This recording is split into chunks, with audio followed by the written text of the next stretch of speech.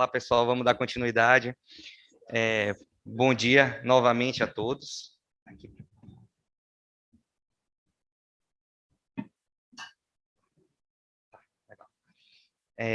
Só fazendo uma pequena correção, doutora Elisângela Carvalho, final, não deixar passar em branco. Bom, dando continuidade, no mesmo caso, tá? Como é que esse paciente evoluiu em seguida? Aqui.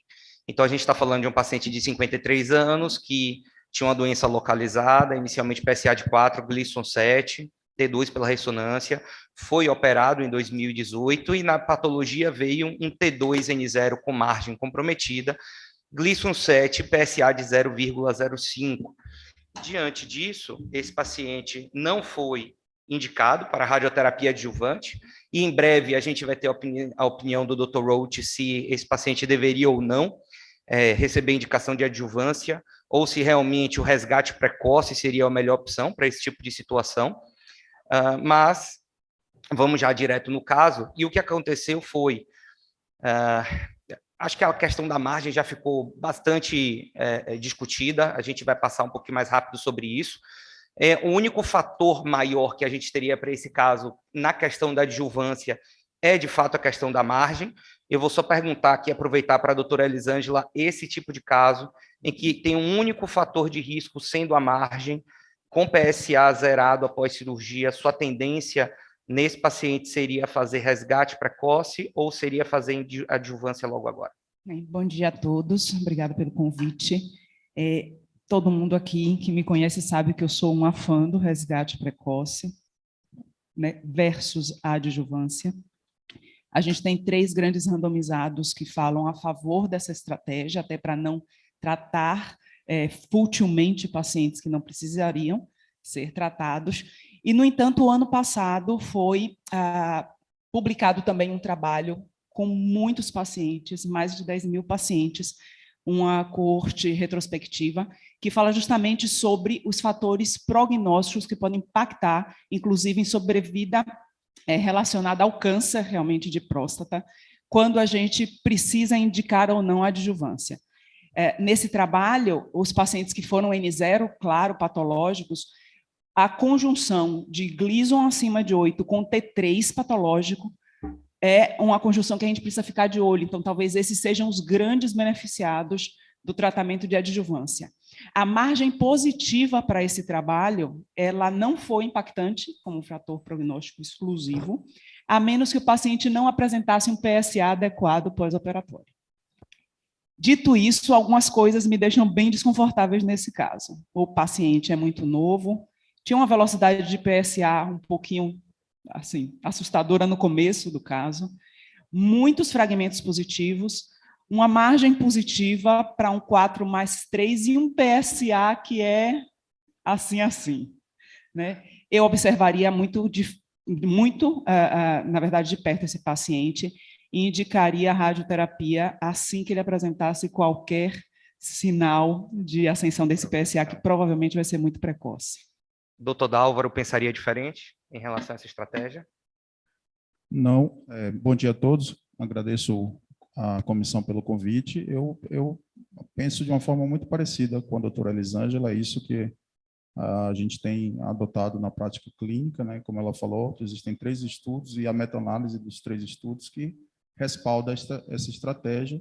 Como a doutora Maiara mostrou, né, a questão da margem já foi exposto, já foi comentado por você, eu tenderia a acompanhar, né, e muito de perto esse paciente e, assim como a doutora Elisângela, na progressão do PSA, tratar o paciente o mais precoce possível. Doutor Bruno, doutor Marco, e acredito que vocês também seriam a favor de um segmento, não é isso? Em 2006, quando a gente estava voltando para a Bahia, surgiram aqueles 3 trabalhos, né, o RTOC, SWOG e o ARO, que mostraram, sim, um papel da radioterapia adjuvante. E eu achava ali que estava resolvido o problema. Nós também. Viu? Quando a gente vai analisar de perto os trabalhos, o SWOG, que foi o que teve o melhor ganho de sobrevida com a radioterapia adjuvante, a gente percebe que os pacientes eram de muito alto risco e muitos deles tinham persistência do PSA, não tinham zerado o PSA. Então, hoje em dia, na condução desses pacientes, o mais importante é saber se zerou ou não. O que se considera não ter zerado, alguns trabalhos colocam acima de 0,1, alguns trabalhos colocam acima de 0,2, mas a tendência é acima de 0,1 você considerar a persistência do PSA, e na persistência a discussão é um pouco diferente do que está aqui. Nesse caso, apesar de estar perto ali do 0,10, né, que é o 0,1, a gente não pode considerar como persistência, a gente considera como controle do PSA. Recentemente tem o RAIDS, o RADICALS e o GTUG17, que mostraram que irradiar adjuvante ou irradiar precoce é mais ou menos a mesma coisa. Porém, a gente tem que lembrar que assim, a informação que a gente tem de margem para os dias atuais é muito pouco, né? A doutora Maíra comentou. O Daniel sempre também traz a gente nos laudos qual é o Gleason que tem nessa margem, qual é a extensão dessa margem positiva. Por exemplo, o Gleason 6 até 2 milímetros, talvez esses pacientes tenham uma chance de controle bioquímico igual à margem negativa. Tem um Gleason extenso, Gleason 4, Gleason 5 na margem, com extensão muito grande, paciente muito jovem, que o segmento é inadequado, talvez exista ainda algum papel da gente pensar em adjuvância. Acho que não existe uma resposta única e definitiva para todos os casos, né? Bruninho, algum comentário adicional?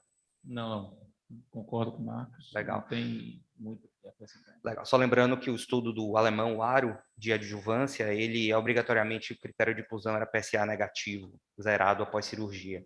Os outros realmente não. E é o que menos teve benefício. E é o que não teve de sobrevida global, né? Só de sobrevida livre de recorrência bioquímica. Bom, voltando então aqui ao caso, esse paciente foi realmente indicado para segmento, não recebeu nenhuma adjuvância, e aconteceu algo que a gente não é infrequente perceber na nossa prática clínica, que é uma elevação do PSA sem a identificação da equipe que está acompanhando esse paciente por motivos diversos. E esse paciente acabou evoluindo de um PSA de 0,05 para 0,2, para 0,5 e para 0,98, que foi quando esse paciente acabou sendo encaminhado para radioterapia por causa dessa elevação desse PSA. A gente pediu um estagiamento com ressonância de pelve e uma cintilografia óssea que vieram negativos, ou seja, sem nenhum sinal de doença clínica presente. E dentro desse cenário, eu já vou me antecipar que o PSMA não estava disponível ainda nessa época, então por isso que a gente não pôde nem trazer isso para discussão à luz naquele momento. E aqui eu vou fazer uma pergunta para a plateia. Dentro desse cenário, portanto, de um paciente que tem uma recidiva bioquímica com PSA de 0,98, Gleason 7, margem positiva T2, qual opção de tratamento de resgate vocês escolheriam? Leito prostático exclusivo? Perguntar, se puder já lançar aí a enquete. Já do próxima pergunta. Pessoal aí já preparem os celulares para o QR Code, para ler o QR Code e soltar a pergunta. Então, a primeira opção seria leito prostático exclusivo, né? Região da próstata e vesículas seminais. Radioterapia exclusiva do leito prostático com a drenagem linfonodal pélvica, tá? Radioterapia apenas do leito com deprivação hormonal. Leito prostático com drenagem linfonodal e deprivação hormonal. E, por último, apenas deprivação hormonal. Isso que já é o resultado, né? Já é o resultado, já saiu. Só teve uma resposta, deu. Opa, está começando a surgir aí mais umas respostinhas. Enquanto isso, eu vou perguntando aqui aos colegas da mesa, qual opção vocês escolheriam dentro desse cenário? Primeiro, para a doutora Elisângela, seria a radioterapia apenas de loja ou loja e drenagem? Segunda pergunta para Dálvaro, faria a deprivação hormonal nesse cenário, Dálvaro? E com observação, lembrando que isso foi em 2018, teria alguma diferença de 2018 para esse momento de agora? Em 18, a gente estava realmente começando os conhecimentos acerca de PSMA, né, o que ele poderia mudar na prática clínica, e a gente começou a observar que muitos daqueles pacientes que haviam recidivado, na verdade não haviam respondido à radioterapia de resgate, poderiam sim ter acometimento linfonodal, né, o que mudava a prática da gente. Esse paciente não é o caso, né, ele não fez PSMA por não estar acessível a ele, Mas nessa ocasião também a gente já tinha conhecimento sobre a associação com hormonioterapia no resgate, né? Já tinha sido publicado o GETUC, já tinha sido revisitado. Na primeira publicação houve um benefício com PSAs acima de 0,5, e na segunda publicação não houve estratificação de PSA para o resgate desses pacientes.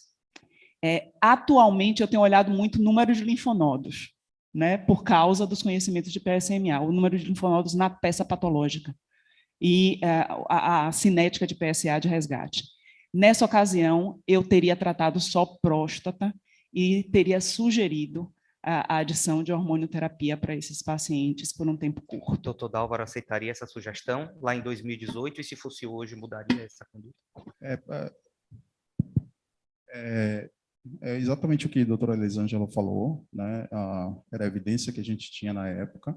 Hoje, acho que a conduta muda, né?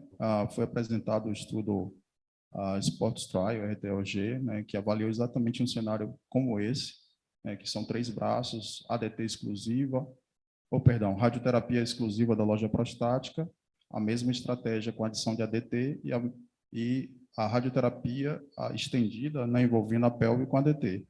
E esse resultado foi apresentado inicialmente no Congresso, se eu não me engano, da ASCO, porém, todos estavam aguardando a publicação que aconteceu esse ano. Esse estudo mostra, né, benefício nos desfechos avaliados, com desfecho composto de recidiva de PSA, sobrevida livre de metástase e sobrevida câncer específica, e que houve, sim, uma adição, comparado com a radioterapia exclusiva da loja prostática, houve um benefício da adição de hormonioterapia, né, a fazer radioterapia da loja prostática com ADT, de curta duração, 6 meses, mas o braço que houve a realização da radioterapia da pelve não foi diferente da radioterapia com ADT exclusiva da loja prostática. Então, a gente não, assim, entendo dessa forma, não teriam uma evidência inequívoca de benefício de se estender, de estender a radioterapia para a loja prostática, mas é um caso a ser, óbvio, como esse evento é um reflexo desse encontro multidisciplinar, ser discutido individualmente e podendo individualizar o caso, né? Ou seja,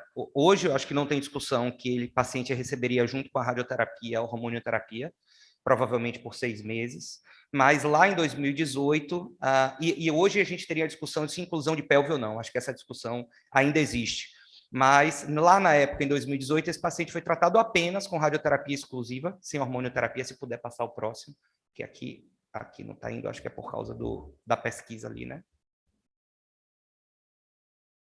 Pronto. Esse paciente foi tratado apenas com radioterapia de leito prostático, sem drenagem, sem hormonioterapia. Eu fiz para ele, na época, 39 frações de 180, que é uma dose padrão para a terapia de resgate, 70 Gray. Ele não teve nenhum tipo de toxicidade, a gente já tem tecnologia de MRT há bastante tempo aqui na cidade, isso ajuda bastante. E aí esse paciente foi para segmento, tá? Num primeiro momento, esse PSA caiu, reduziu de 0,98 para 0,81, para 0,78, 0,77 em janeiro de 2020, mas eu admito que eu estava desconfortável porque eu esperava uma queda maior desse PSA. E aí pedi um novo exame com 3 meses e ele não voltou mais. O que aconteceu foi que ele teve um acidente automobilístico, precisou de múltiplas cirurgias, de reconstrução, de pinos, etc. E logo depois veio a pandemia.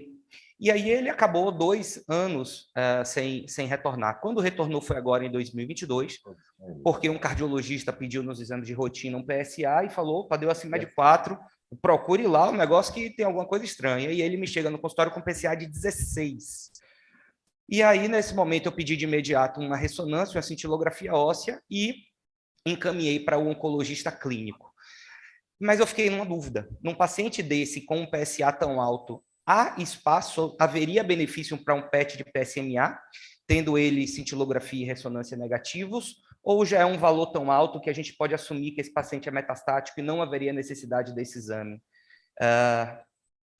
Lica, primeiro você.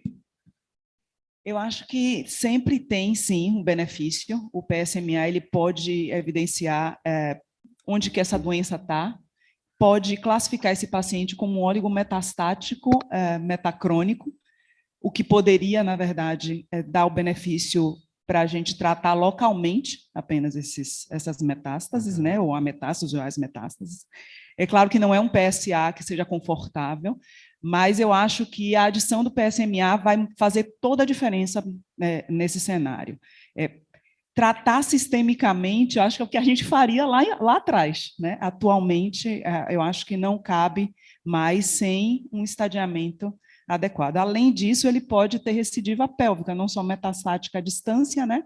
Mas pélvica também, o que também poderia ser novamente resgatado com radioterapia. Então, Dálvaro também concorda com o PET nesse cenário?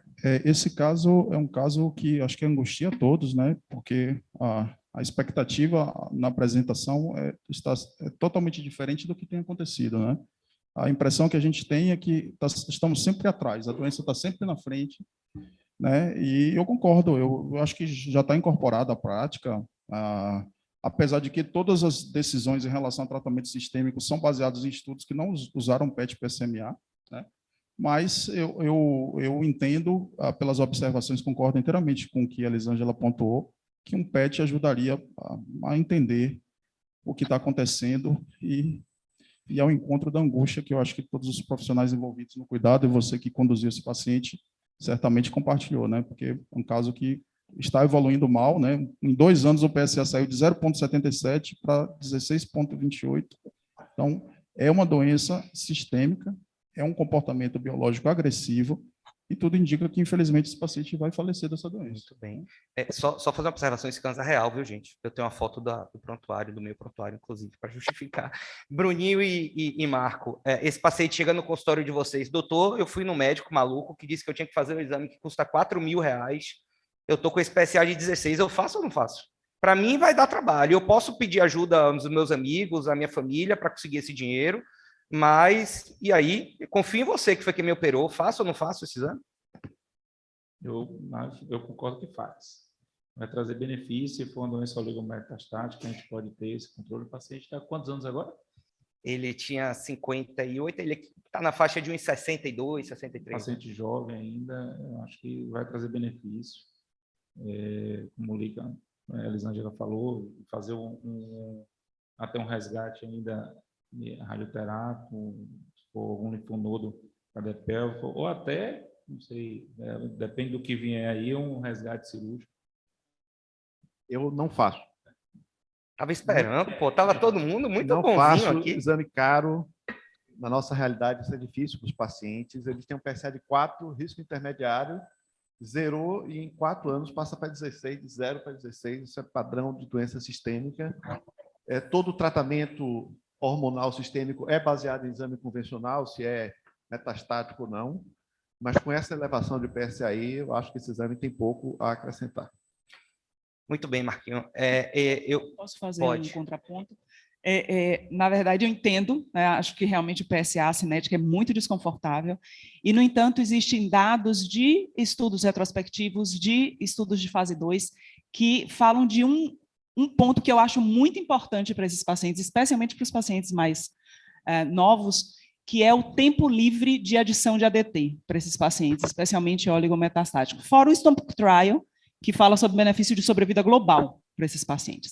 Então, pensando nesses 2 cenários, se o paciente, volto a dizer, se o paciente apresentar a doença oligometastática, eu acho que a gente pode sim ter o benefício de não adicionar ADT agora, né, de não adicionar o tratamento sistêmico agora e deixar ele pelo menos mais um pouquinho. Não tem próstata, PSA 16, não dá para dizer que é a gente tem sido surpreendido com algumas coisas diferentes, inclusive com PSAs muito baixos e PSMAs positivos. Então, assim, é isso. Eu acho que eu daria o benefício da dúvida. A verdade é que o PET mostrou que a gente estava completamente no escuro quando a gente avaliava esses pacientes com recidiva bioquímica.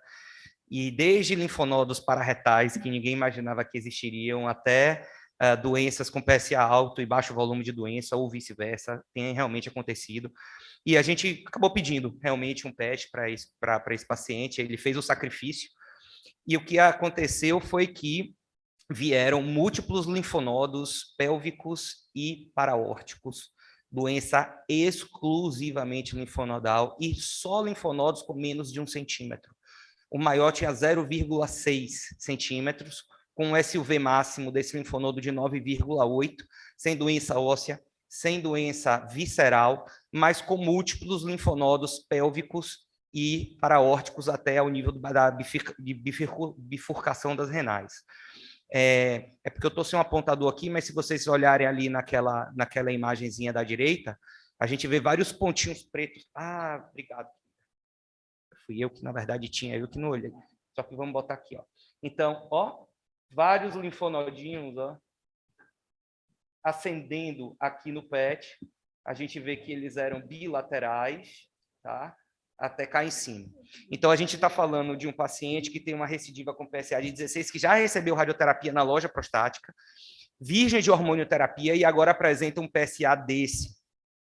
E aí, então, a gente vai para a primeira discussão. Esse paciente, ele é metastático ou ele tem uma doença locorregional? E se você considerar que ele é metastático, ele teria alto ou baixo volume? Doutor Dálvaro. Olha, ele tem doença acima da bifurcação das ilíacas, né? Então, ele é um linfonodo não regional, ele é uma M1A, então ele é uma doença metastática. De alto ou baixo volume, considerando as novas Olha, classificações? o alto e baixo volume não é baseado em PET-PSMA, então eu acho que é um conceito que não se emprega, por exemplo, alto e baixo volume, classicamente a gente usa os critérios do Charpent. Né? Ou seja, ele nem teria volume, se a gente fosse usar os critérios clássicos. Ele não entraria nesse nem teria nenhum volume. Protocolo de pesquisa Perfeito. que avaliou o tratamento. Perfeito. Provavelmente, na inexistência, o que éramos... O próstata tem isso, a gente discute hoje os dados de 5, 10 anos atrás. Muito bem. E agora, qual a melhor opção terapêutica para esse paciente? Faria tratamento hormonal exclusivo, e qual a melhor opção de tratamento hormonal? Apenas LHRH, associar algum antiandrogênio. Associado a essa hormonioterapia, também se faria radioterapia de resgate nessa região da drenagem linfonodal. E vou começar aqui com Bruno e com Marco. E há papel para um cenário desse, de algum resgate cirúrgico desses linfonodos? Ou, se não, qual seria o cenário ideal para se resgatar cirurgicamente uma falha regional linfonodal? Quando a gente começou a fazer linfadenectomia de resgate,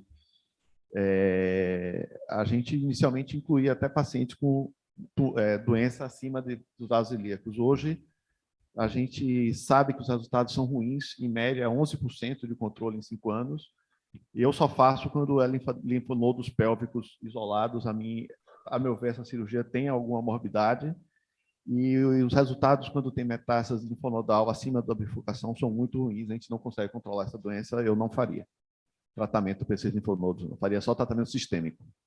Bruno? Não tenho muita experiência em resgate, mas que a gente tem visto lá no hospital e tal, somente se for abaixo aí, um linfonodo pélvico mesmo. Buscaria esse linfonodo lá em tela. E no resgate com linfadené, é importante a cinética do PSA e as características do tumor primário, né? Então, o que mais se beneficia são tumores menos agressivos e com a elevação do PSA mais lenta. Então, esse paciente aí tem tudo para evoluir muito mal com o tratamento desses Acredito que gânglios. esse caso é consensual de que cirurgia não é opção de resgate para ele. Vou pedir para a Dálvaro falar por último sobre as melhores opções de tratamento sistêmico, mas antes eu queria saber, Lica, você adicionaria algum tratamento regional de resgate, de resgate para esse paciente? Eu acho que tratar localmente esse paciente, atualmente, com a tecnologia que a gente tem abarcada no tratamento de radioterapia, a gente tem uma tendência a ser muito agressivo, né? O benefício real dessa agressividade é questionável. Sinceramente, é questionável. Mais uma vez, a gente acaba levando muito em consideração o próprio paciente, a gente acaba individualizando muito, né, os casos desse paciente. Eu acho que um paciente tão novo, a gente sempre tende a ser um pouco mais agressivo. Provavelmente eu trataria locorregionalmente esse paciente, faria um tratamento, um campo estendido para os paraórticos, e buscaria os linfonodos desses pacientes, os linfonodos positivos. Acho que quando a gente fala em alta tecnologia, a gente fala de uma toxicidade muito baixa. Eu acho que isso deixa a gente um pouquinho mais à vontade. mas eu tenho que confessar que o benefício real desse tratamento é extremamente questionável. Eu acho que o tratamento padrão para esse paciente é tratamento sistêmico exclusivo. Doutor Álvaro. É exatamente isso, né? A gente tem um conhecimento desde o estudo do Messi, em 99, que doença linfonodo positiva, o tratamento é privação androgênica. Da doença metastática, a gente caminhou um momento de discutir hormonioterapia intermitente para a doença metastática. A gente sabe que na doença, de uma forma geral, a evidência é manter a supressão contínua.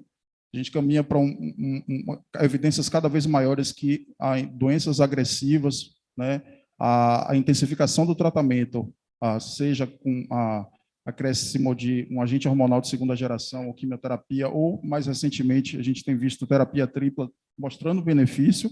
Óbvio que esse paciente não se enquadra nisso, jamais seria um candidato a terapia tripla. ADT, com certeza, e eu acho que é lícito discutir a dissociação de um agente hormonal de segunda geração, apesar de, mais uma vez, esse paciente não ter sido representado nos estudos que respaldam isso, né? Que o vídeo, o estudo,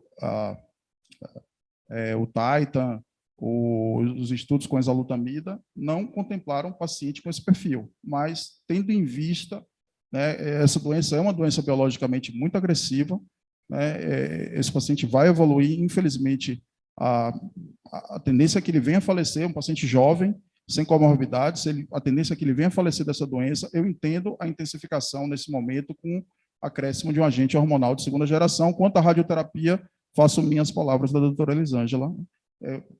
Com a alta tecnologia, a chance de uma toxicidade é pequena, mas a evidência eu consideraria pequena, mas não acho que seria algo descabido. Mais uma vez, havendo uma discussão multidisciplinar do caso. Eu, quando recebi o resultado do PET, encaminhei para o oncologista. O oncologista iniciou para esse paciente tratamento com hormonioterapia trimestral e enzalutamida, e 2 semanas depois, esse paciente voltou para o meu consultório. Eu olhei e falei, está fazendo o que aqui? Não era para um oncologista? Não, o doutor disse que era para o senhor dar um jeito de tratar isso aqui, porque só tem doença nessa parte aqui do linfonodo, e que isso aqui vai me deixar mais tempo respondendo ao remédio. Aí eu olhei aquele PSMA e falei, rapaz, vai, não vai. Mas fomos, a gente acabou indicando o tratamento de resgate novamente para toda a drenagem pélvica. Vejam que o campo de tratamento é um campo extenso. A gente trouxe o limite superior do campo bem alto, aqui acima da bifurcação das renais. Então, é um campo bem extenso, amplo de radioterapia. A gente utilizou a técnica de arco volumétrico, o VIMET, que é uma técnica mais moderna que o MRT, que permite um tratamento conformado num curto espaço de entrega de dose. Então, esse paciente recebeu dose durante cerca de 2 a 3 minutos apenas, deitado na mesa de tratamento. Fizemos IGRT, que é aquela tomografia que a gente faz antes da aplicação da dose para garantir o posicionamento milimetricamente nessa mesa. E fiz novamente um caráter hipofracionado para ele, tá? A gente fez 20 de 250 em toda essa drenagem. Inicialmente eu tinha pensado, inclusive, em fazer boost nos linfonodos, mas eram tantos linfonodos e tão pequenininhos que eu acabei nem fazendo esse boost, a gente fez só o tratamento amplo da drenagem mesmo. E aí ele retornou, esse tratamento a gente terminou em julho desse ano agora, foi alta, 0 de toxicidade, nem aguda, nem subaguda, é como se nada tivesse acontecido. E o PSA agora de 0,06, ele deprivado, com testosterona baixa de 14, e agora mantendo ainda um restinho de tempo da deprivação hormonal, e a gente fica numa expectativa de que, não sei se de fato essa minha radioterapia de resgate ajudou, mas que pelo menos a gente vai poder dá-lo mais tempo livre de nova falha, eu acho que a gente vai dar. E o oncologista vai suspender as medicações? Quanto tempo? E a gente vai ter que perguntar para o doutor Fernando em breve, quando ele reaparecer aqui, porque nem ele sabe. Pessoal, foi isso. Muito obrigado a todos. Obrigado aqui aos colegas debatedores. A gente está terminando, faltando 50 segundos do tempo do nosso módulo. E muito obrigado a todos pela participação.